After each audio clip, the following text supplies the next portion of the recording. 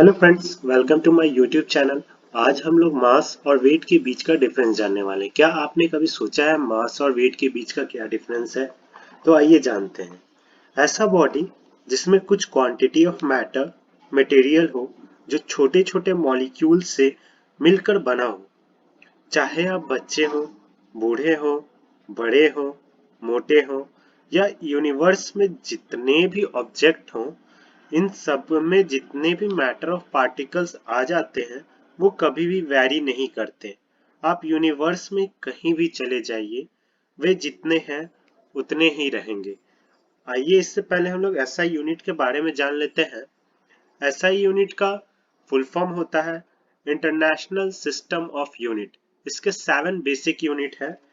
पहला लेंथ जो metre, time second, mass kilogram, temperature kelvin, electric current ampere, luminous intensity candela, amount of substance मोल।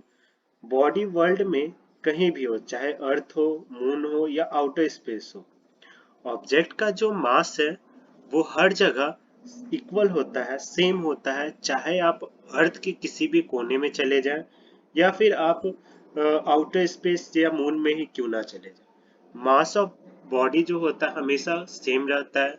इसे inertial मास के नाम से भी जाना जाता है और मास जो है कभी भी जीरो के इक्वल नहीं होता है। तो अब वेट के बारे में जान लेते हैं। वेट क्या होता है?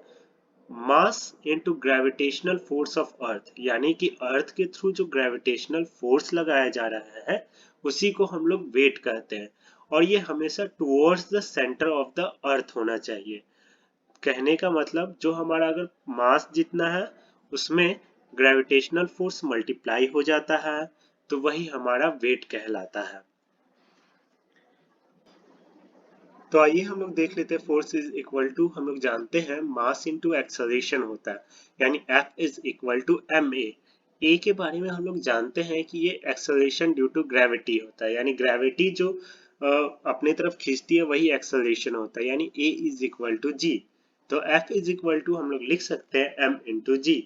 और हम लोग ये जानते हैं कि जो ग्रेविटेशनल फोर्स अर्थ के थ्रू जो लगाया जाता है उसी को हम लोग वेट कहते हैं, यानी F इज इक्वल टू हो जाएगा W, यानी W इज इक्वल टू हो जाएगा m इंटू जी।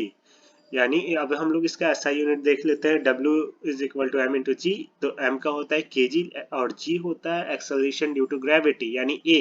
इसे हम लोग लिखते हैं मीटर पर सेकंड स्क्वायर, यानी कि ये हो जाए kg मीटर पर सेकंड स्क्वायर। इसी को न्यूटन भी कहा जाता है।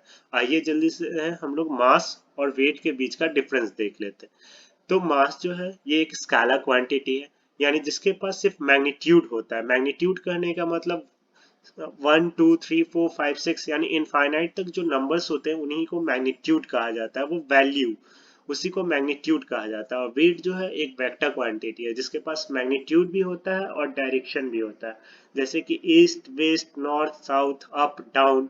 यानी कहने का मतलब 5 5 किलोमीटर ईस्ट, 5 किलोमीटर वेस्ट, यही सब हो गया। मास ऑफ बॉडी जो होता है हमेशा कांस्टेंट होता है और वेट कांस्टेंट नहीं होता है। ये जो मास है वो जगह टू जगह चेंज नहीं करता है, लेकिन वेट जो है जगह टू जगह चेंज करता है। वेट कैसे चेंज करता है हम लोग इसके बारे में नेक्स्ट वीडियो में देख लेंगे। हम लोग आगे बढ़ते हैं।